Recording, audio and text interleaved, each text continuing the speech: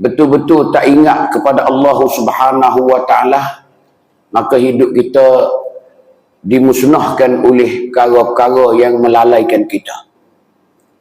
Sebagaimana Allah Ta'ala cerita, ya ayyuhallazina amanu la tulhikum amwalukum wala auladukum an zikrillah. Wahai orang-orang yang beriman, la tulhikum amwalukum wala auladukum an zikrillah. Jangan kamu biarkan diri kamu itu lalai oleh kerana amwalukum wala auladukum, oleh kerana harta-harta kamu, dan juga auladukum, anak pinak kamu. Ini dua unsur yang begitu bahaya sekali kita hidup di dunia. Kalau kita betul-betul tak jaga dalam kehidupan kita, inilah yang melalaikan kita utama sekali. Kerana manusia sekarang kita tengok, dia sibuk sangat dengan kejarkan harta kekayaan. Nah, harta kekayaan, pangkat sebagainya.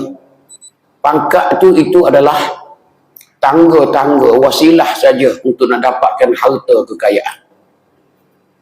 Itu Allah Ta'ala dah tegas di dalam Al-Quran.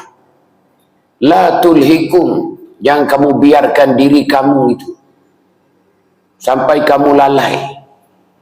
Yang menggodakan kita, lalai kita itu ialah amwalukum, harta-harta kamu. Kalau kita tengok di hari ini, manusia banyak sekali. Ini bala utama dalam hidup kita. Bala utama dalam hidup kita di hari ini, inilah punca besar. Punca yang paling besar sekali. Amwalukum. Fitnah inilah menjadi haru-hara, kacau belau. Tak kira di mana saja manusia berada. Tak kira di negara mana. Bila sibuk dengan benda ni, maka habislah kehidupan kita. Masa Rasulullah dan para sahabat tidak ada yang tuan. Sebab itu dia tenang. Selalu dia beribadat, mengerjakan ibadat. Karena Allah Ta'ala dah cerita, wa ma khalaqtul jinna wal insa illa liya'budun. Memang Allah Ta'ala ciptakan manusia ke alam dunia ni illa liya'budun, utama sekali supaya beribadat. Fokuskan kita kepada ibadat. Ataupun kerja buat ni ikuti nombor dua. Nombor dua, akal yang kedua selepas kita beribadat. Sebab itu kita selalu kena ibadat supaya sempurna, barulah kita cari makan.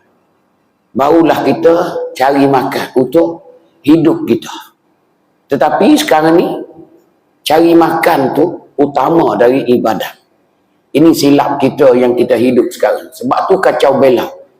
Manusia kejar dalam mencari kekayaan. Tinggal ibadat. Ibadat tu kebelakangan sekali. Sekali-kali. Inilah menjadi musibah dalam hidup kita. Dulu kita masa silam dulu kita tak sangat-sangat, tapi masa sekarang dunia dah maju, memanglah manusia kejar, manusia berlomba-lomba untuk cari kekayaan. Ini memang tetap, memang kenyataan bahawa manusia ialah penting hidupnya ialah harta milik, harta kekayaan. Maka bila ada dalam jiwa seorang Muslim, seorang beriman, bila banyaknya perasaan ataupun cintanya kepada harta kekayaan, maka musnah apa saja yang beriman kepada Allah Ta'ala, baik ibadat, baik munakahat, baik segala-gala, maka sudah rusak dalam kehidupan kita. Ini perkara yang kita selalu pasti kita kena sedar. Pasti kita kena sedar. Pasti kita kena muhasabah diri kita. Kembali ke pangkal jalan. Ini tuan-tuan, puan-puan.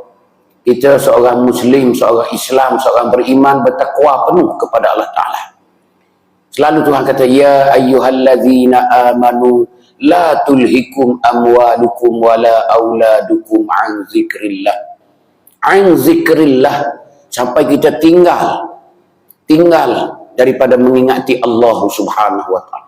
Banyak mana manusia sekarang ni tinggal ibadat, lalai kepada Allah Taala, duduk dalam maksiat, penuh dengan maksiat, penuh dengan kelalaian. Ini banyak sekali insan yang lupa kepada Allah Subhanahu wa taala. Maka kita selaku seorang beriman ni, kita kena kita pastilah selalu ingat, bukan sahaja kita, anak pinak kita, isteri dan anak-anak kita, menantu kita. Ini kita hidup dunia matlamat kita yang utama sekali. Sebelum kita hangus nafas kali terakhir sebagai last hidup kita di dunia. Bila keadaan kita masuk ke alam barzah, tuan-tuan, habis dah kita. Tak ada dah. Segala-galanya sudah kita tinggal semua. Hari itu hari apa ni? Hari selamat tinggal. Hari selamat tinggal. Sebagaimana kita tengok orang dah meninggal tu, tuan-tuan. Hari dia nak meninggal ni habis dah.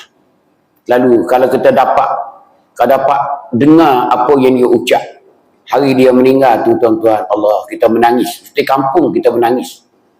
Yang mana roh dia itu hari pertama sekali, setelah Malikul Maut bawa dia naik, roh dia naik ke langit, kemudian bawa turun pula.